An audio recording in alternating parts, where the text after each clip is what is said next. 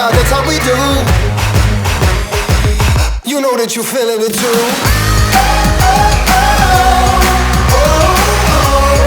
Look what I'm doing. I'm doing me.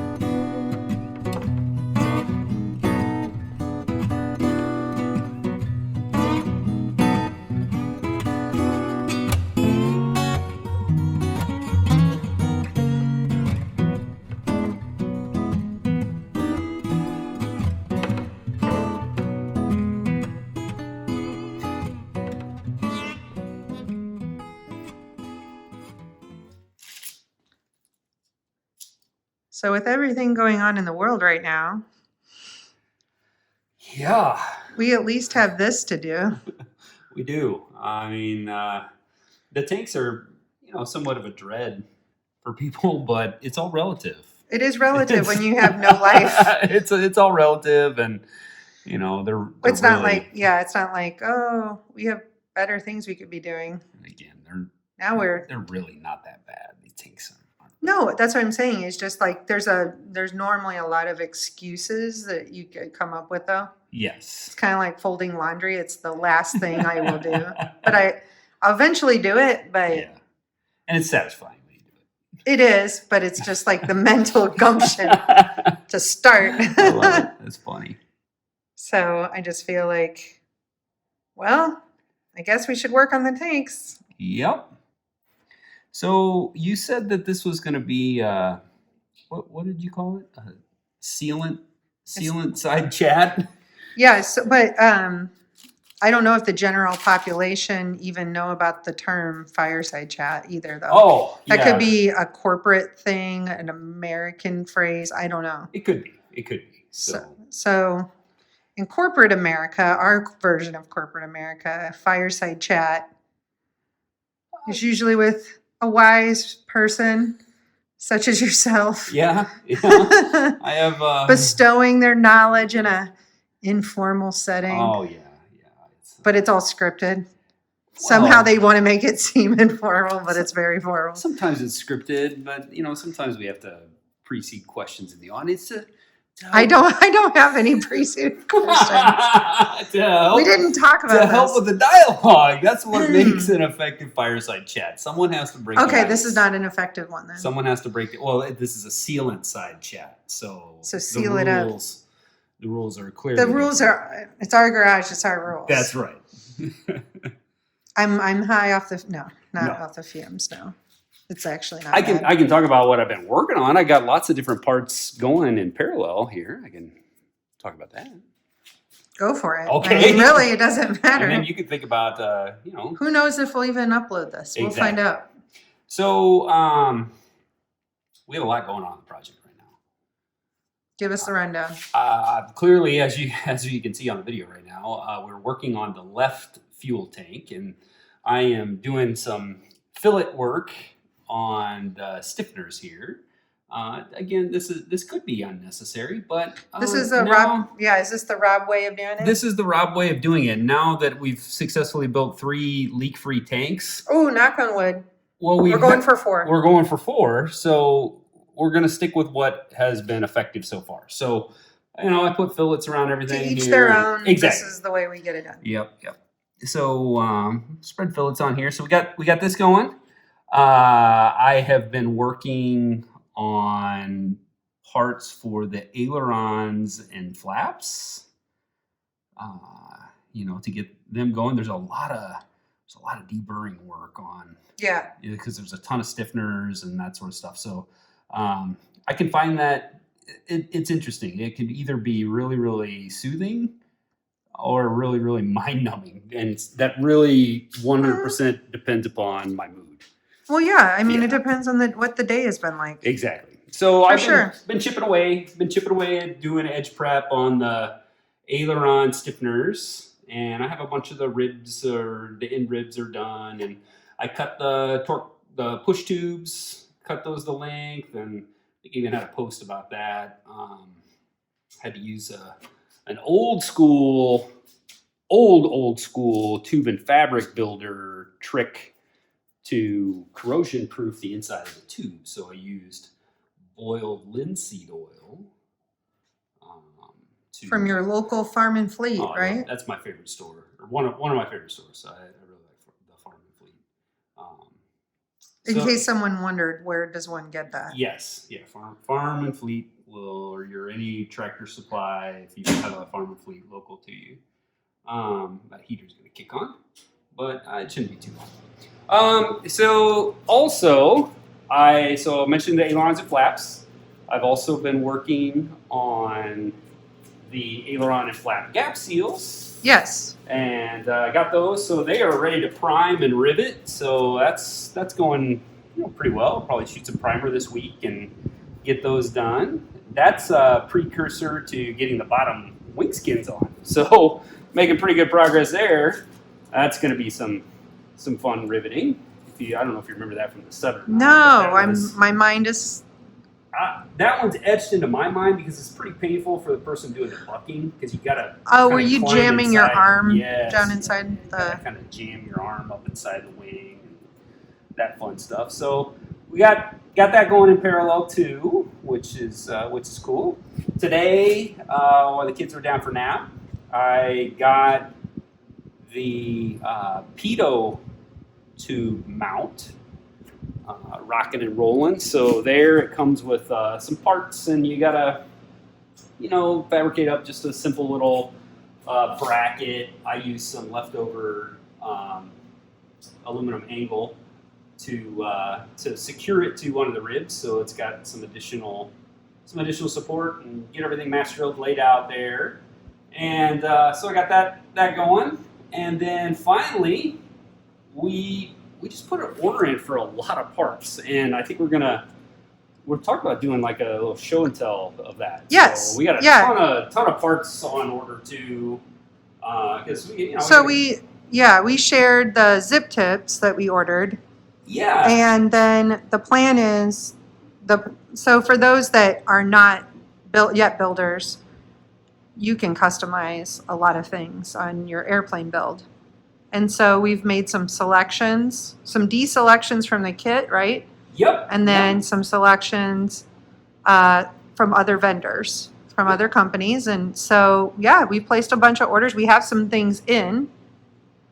And so we're going to feature them either in groups or individual, depending on what it is and the timing and stuff, Exactly. Right? Okay. Exactly. So, and for people that aren't familiar, conventional wisdom on building any sort of aircraft is stick to the script. stay with the plans. Don't customize, because it always takes longer. I did experience that on the 7.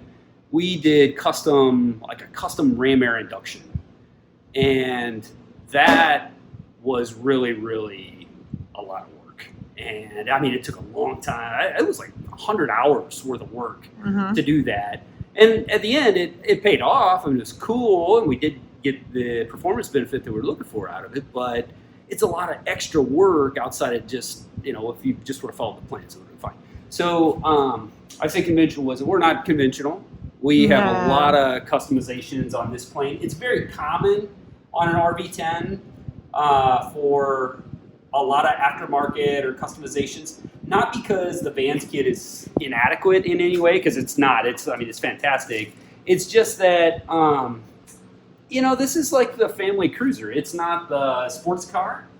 So it's more common for people to do additional customizations on a 10 I would venture to say than maybe some of the other models. So there are still customizations on the other models. I mean, you know, you name it, somebody's making it better, lighter, out of carbon fiber, more expensive, you know, but you know, you don't have to. I would say almost every hobby has that ability. Oh, exactly. Really, Exactly. any hobby has bells and whistles. Yes, yes. And you know, with aviation, and I get where you're going with the whole RV-10 could have more customizations, because I know that's your way of alluding to creature comforts, which I have required air conditioning, and I'm foregoing whatever speed performance that gave up. in time. I mean, that's a big job. That's a big job, but it's going to be worth it. I truly don't care. I mean, like, right. these are big projects. Yes. And I'm willing to go there. Yep. The other airplane took us 4 years, and we had customizations with it. We did. Yep. We didn't even have kids then, and so we had more time to build, technically, and I still would not, I don't care about losing some performance for features, and I also don't care about losing time for features personally. Yeah, I agree. You'll thank me one day when we're sitting out on a super hot tarmac. Right? You know, sitting back, have a nice cold air blow on us. I will say, especially with kids, I think yes. And we're not going to be so. I think I get more crotchety with age. I don't think I will tolerate certain things like too hot very much longer. Well, anyway, yeah, I agree. This is a forever plane. Yes.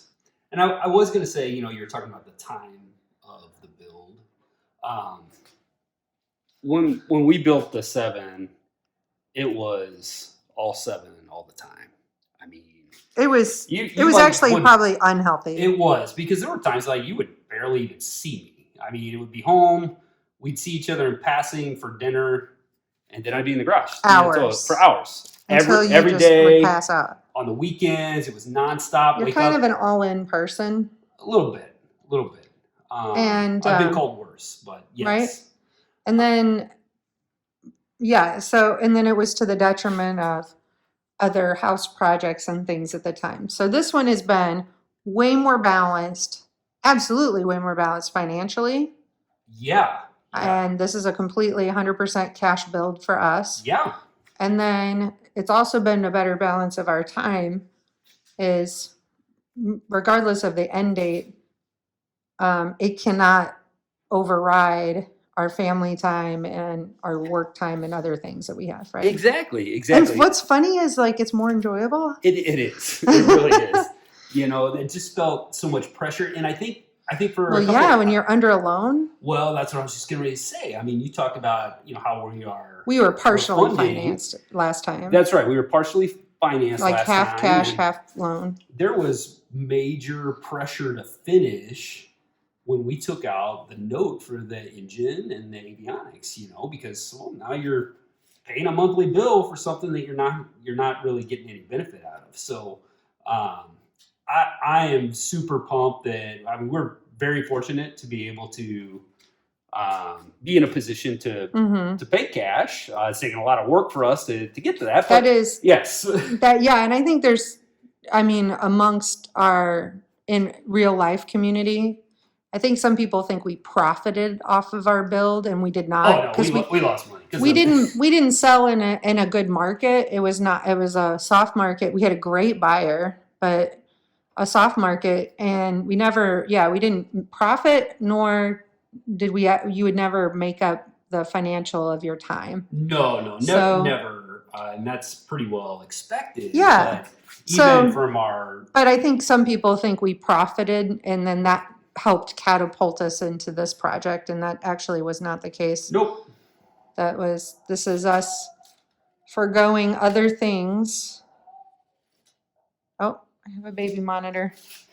It's like somebody's dreaming.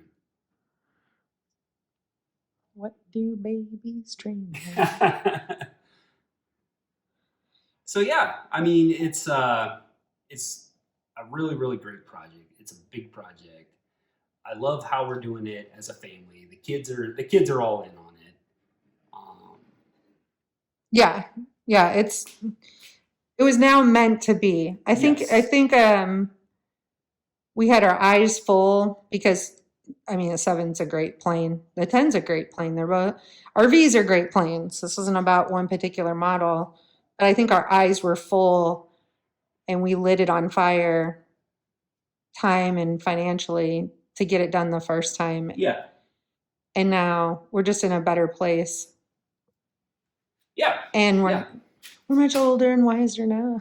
Yes. I don't know about wiser. Now we don't just attend the fireside chats. We give the fireside chats. Now, Is that a wrap up right there? Was that the? I don't know. You can judge that.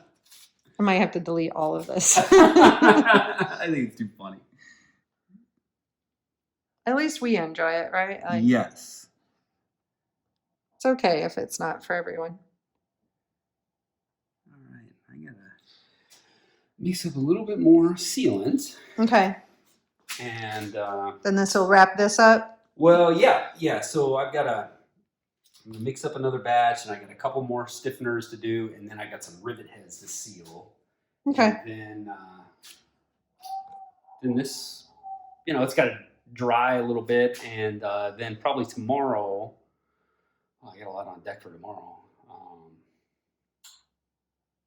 Well, do a little aileron work, and then I got an end rib that I can rivet without your help, so I can get that stuff going. But then it's go time on us riveting. Okay? All right. I know. So I want to get this over with. I know. So we're up there. We're on it. All right. Finish her up. Okay, let's do it.